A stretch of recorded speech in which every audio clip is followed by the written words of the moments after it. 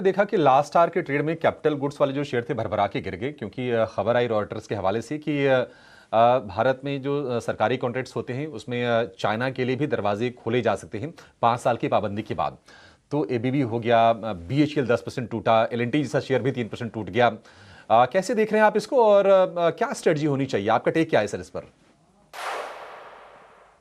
देखिए, ये जो इसको पर्सपेक्टिव में डालें तो 2021 में हमने एक रूल पास किया था कि बॉर्डर कंट्रीज़ के साथ जो हमारा ट्रेड होगा वो रिस्ट्रिक्टेड रहेगा। वो बॉर्डर कंट्रीज़ में आपके बांग्लादेश हो गया, आपका पाकिस्तान हो गया, चाइना हो गया, तो वहाँ पर से जो हमारे जो इनफ्लो आता है या इन्वेस्टमेंट्स आते हैं वो सब कर्टेल करते हैं। ये चीज़ जो थी वो कुछ सालों तक चली, पर अभी जियोपॉलिटिक्स चेंज हो गया है, अलाइनमेंट्स चेंज हो रही हैं, ट्रेड अलाइनमेंट्स आ रही हैं। मैं ये नहीं कहूँगा जियोपॉलिटिकल अलाइनमेंट है, बट ट्रेड अलाइनमेंट है। अब अगर हम देखें तो प्रधानमंत्री जब इसको एससीओ समिट में गए थे तो उसके बाद एक प्रपोज़ल फ्लोट किया गया था मिनिस्ट्री ऑफ कॉमर्स की तरफ से कि चाइनीज़ कंपनीज़ को इंडियन कैपिटल गुड्स सेक्टर में के जो बिडिंग है उसमें पार्टिसिपेट करने को दिया जाए ना। ये सब बंद इसलिए किया था कि ताकि हम अपनी डोमेस्टिक इंडस्ट्री बढ़ा सकें, अपनी कैपेबिलिटी बढ़ा सकें।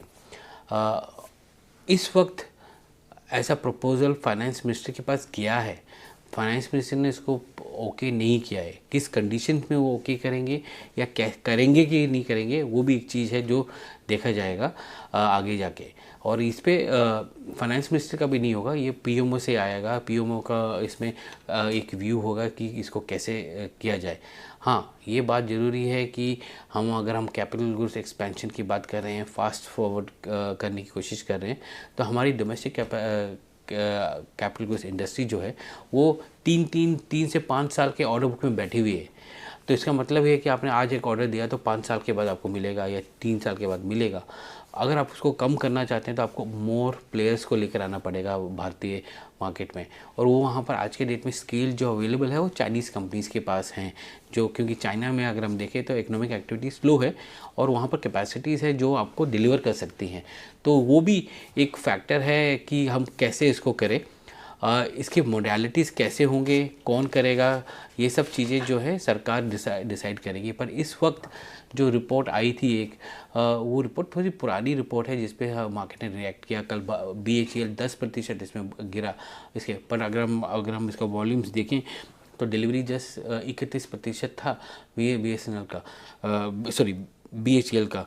तो उसमें एक जो चीज़ है वो हमको ये देखनी पड़ेगी कि ये कैसे कर रहे हैं। पर ये सरकारी ऑर्डर्स के लिए है, प्राइवेट सेक्टर तो अभी आज के डेट में कर ही सकता है, इसको कोई प्रॉब्लम नहीं है। सरकारी ऑर्डर्स में चाइनीज़ कंपनीज़ को अलाउ नहीं किया जाएगा, ये बोला गया था।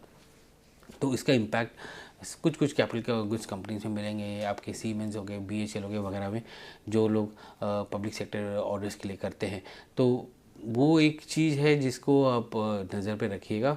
ये इतना बड़ा नहीं लगता है मुझे, क्योंकि अगर आपके पास कैपेसिटी है और आप डिलीवर कर पा रहे हैं तो आपको इम्पैक्ट करेगा। पर आपके पास आपका ऑर्डर बुक ही 3 या 4 साल का ऑर्डर बुक है, तो आप और डिलीवर कर रहे हैं 3 या 4 साल के बाद, तो ये एक तरह से ईजिंग हो जाता है एडिशनल उसको लेकर आने के लिए। बट ये एक जो चीज़ है ये पॉलिटिकली और स्ट्रैटेजिकली एक डिसीजन है जो फाइनेंस मिनिस्ट्री और पीएमओ डिसाइड करेंगे।